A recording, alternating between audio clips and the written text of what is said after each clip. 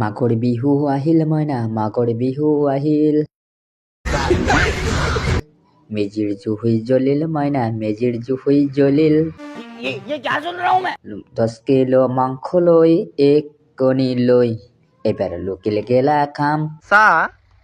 মোৰ একেবাৰে মৰমৰ একেবাৰে আলাসৰ কুকুৰালি ভাই সেইটো যে ন মাঘৰ নহয় মাঘৰ বিহু বুলি কয় মাঘৰ নকয় মই গম পাওঁ আপোনাৰ মানে যিটো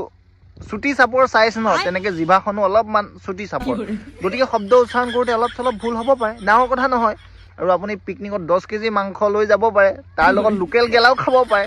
সেইটো কোনো ডাঙৰ কথা নহয় ডাঙৰ কথাটো হ'ল যে তই কেলা চকুৰালি নিচিনা গান কেলে গাবি